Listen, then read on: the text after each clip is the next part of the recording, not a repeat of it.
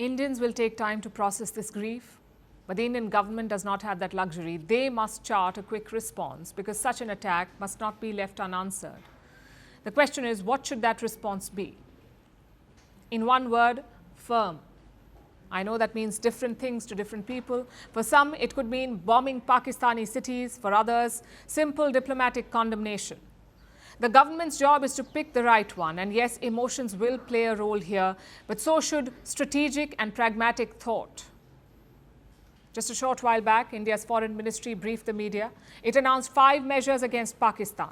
Number 1, India has temporarily suspended the Indus Water Treaty. This suspension will remain until Pakistan stops sponsoring terrorism. Number 2, the border checkpost in Atari has been closed. Number 3, visas issued to Pakistani nationals have been cancelled. They have 48 hours to leave India.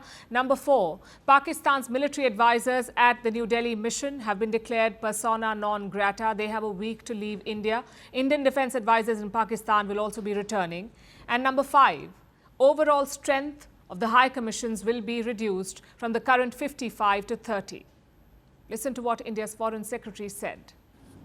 In the briefing to the CCS, the cross-border linkages of the terrorist attack were brought out. It was noted that this attack came in the wake of the successful holding of the elections in the Union Territory and its steady progress towards economic growth and development.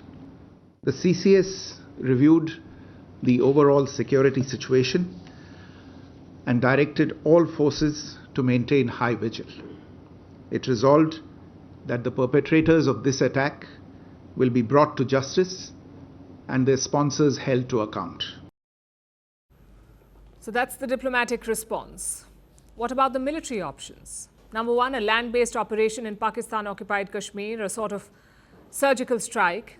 And India has done this in 2016, when Pakistani terrorists attacked an Indian army post in Uri.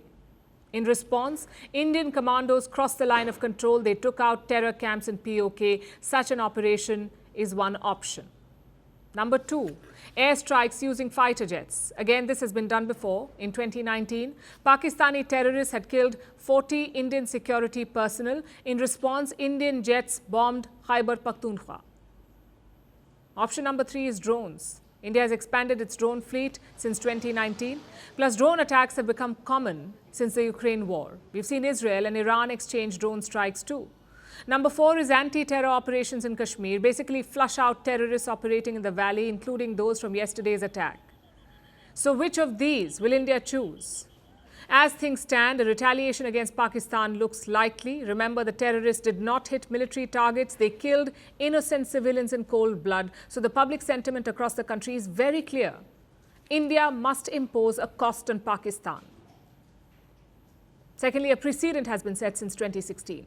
First, a commando operation, then a full-fledged airstrike. So New Delhi has followed the policy of deterrence. When Pakistani terrorists hit, India hits back. The idea is to make Islamabad think twice before attacking. India did that in 2016. It did so again in 2019. But if you don't do it this time, it may dilute India's deterrence policy. Of course, this time Pakistan will be expecting it. Reports say they have declared a high alert along the LOC, so India is planning and Pakistan is waiting. I know some people want an Israel-like response. And yes, we get the anger and the emotions. But it's also important to be rooted in reality. Pakistan has nuclear weapons, Gaza did not. Israel wanted to kill Gazan civilians, India does not. In 2016 and 2019, India did not target Pakistani civilians. Our armed forces specifically took out terrorist targets. So the key is to pick the right option.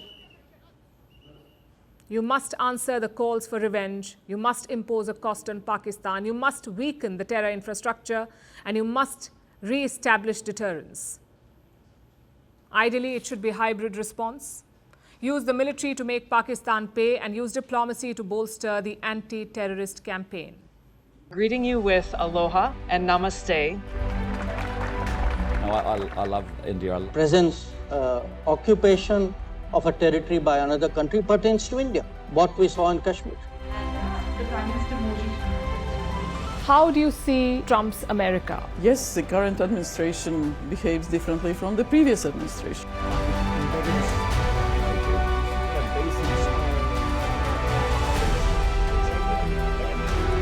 Are you saying that there are foreign powers who are trying to bring down the current government in Syria? Exactly. Bluntly, Iran, maybe Russia too.